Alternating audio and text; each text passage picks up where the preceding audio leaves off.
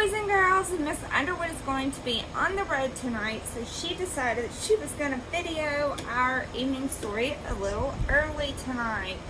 So tonight's story is My Brother Charlie, and it is written by Holly Robinson Peete and Ryan Elizabeth Peete, and the pictures are by Shane W. Evans. And this is a story about love and family, and we all know that Miss Underwood loves to talk about family, and this little story I think we're all going to enjoy. So let's get started with My Brother Charlie. We've always been together, even in Mommy's tummy, my twin brother Charlie and me. We share lots of things: curly hair, brown eyes, how much we love hot chocolate, our dog Harriet, rolling in the grass, music, football, and names that start with C: Callie and Charlie. But being twins doesn't make us exactly the same. I'm 2 minutes younger than Charlie. I can stare for hours at the Big Dipper and the moon, and I love to talk. Charlie is skinnier and goofier than me. He hates math. When he looks at the sky, he finds jets and helicopters, and sometimes my brother gets very quiet. When we were babies, I pointed out flowers and cats and fireflies. I snuggled and giggled with Mommy on dark nights, and told Mommy again and again how much I loved her. But Charlie was different. He wouldn't play with me or kiss Mommy's cheeks when she hugged him, and he didn't say I love you. Seems those words were locked deep inside my brother. Everyone told Mommy not to worry. He's just being a boy, they said. But Mommy knew there was something different about Charlie, and I knew it too. As we grew older, Mommy watched Charlie very carefully. She and I could see he was struggling. Then Mommy discovered that Charlie's brain works in a special way because Charlie has autism. It's harder for Charlie to make friends or show his feelings or stay safe. One doctor even told Mommy that Charlie would never say, I love you. That made Mommy and me saddest of all. I have learned from Charlie that love doesn't always come from what you say. It can also come from what you do. And so we do right by Charlie. We love Charlie strong. We watch over him with the might of angels. We have to.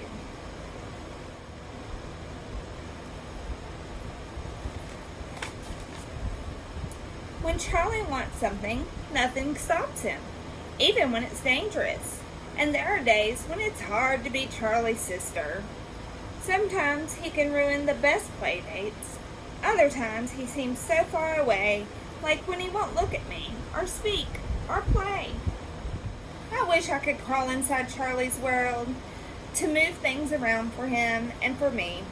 I know Charlie wants to be in my world, fitting in, making friends, and having fun and laughing. There are good times for Charlie too.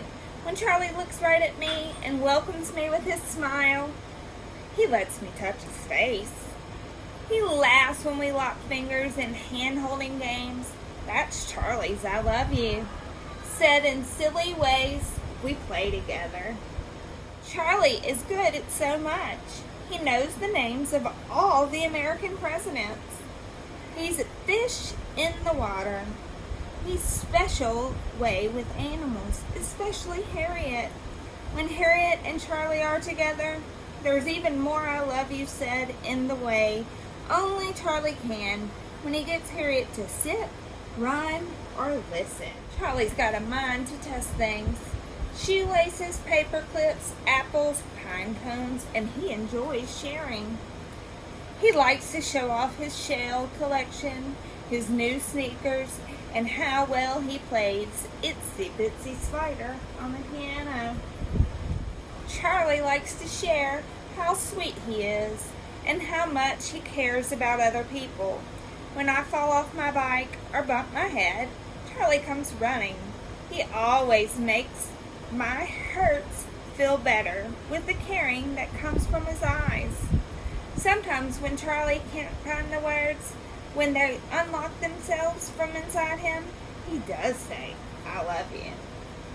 I will always remember the first time I heard him say it. So clear, so kind, so Charlie. I banged my toe and cried, and there was my brother patting my back, saying over and over again, "Don't cry, Callie. I love you." It wasn't just the words that were so strong. It was the love that Charlie showed me just by being there. "I love you too, Charlie," came from me fast. Charlie has autism, but autism doesn't have Charlie. If you ever get to meet my brother, you'll feel lucky to be his friend. He won't care if you have the coolest sneakers or if you're the best at sports. He'll just like you for who you really are. That's Charlie. I'm a blessing to be Charlie's sister and to share so much. I count my Charlie blessings every day. And at the very top of my Charlie blessings list is the love Charlie and I have for each other, said in so many ways.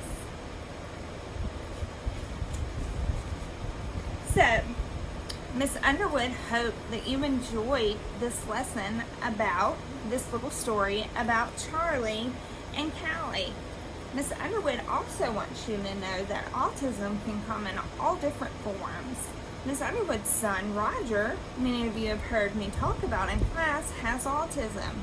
Now, he is what we call high-functioning autism, which means that he can speak and that he can interact in class.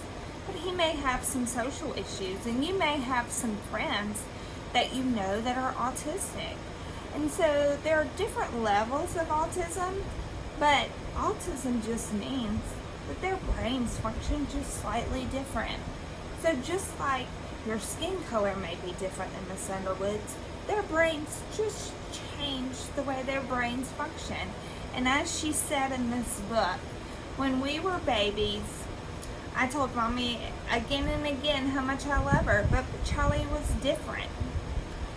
Seems like those words were locked deep down inside of him. So some children with autism don't speak, but some do. And then she says here that one of the things that Charlie is good with is that he's really good at, he knows all the names of the American presidents, and he's a fish in the water in a special way with animals. And that's true of a lot of kids with autism. They generally have some very special gifts, and when we get to know those kids with autism and we let them into our world, they let you into their world, and you have a very special friend in those children with autism. And autism is a thing that we don't really know why it occurs, but it is something that occurs in all races. As Miss Underwood has a child that has autism, and this story was about an African American child with autism, her brother Charlie. So, I want you to remember that Charlie had autism, but as she said, autism did not have Charlie. So, Miss Underwood loves you from the top of your heads to the bottom of your feet. And you know, sometimes Miss Underwood forgets to say it, but she never forgets to show it. So, a lot of times, children with autism don't say, "I love you," but they show you they love you in many different ways that were described in this book. And so if you ever run into a child with autism, I want for you to remember that we're, one, to always be kind, and two, to remember that not all of us are functioning the same way, and those unique pieces about us are what make us special. And so, there is no better friend than a friend that has autism.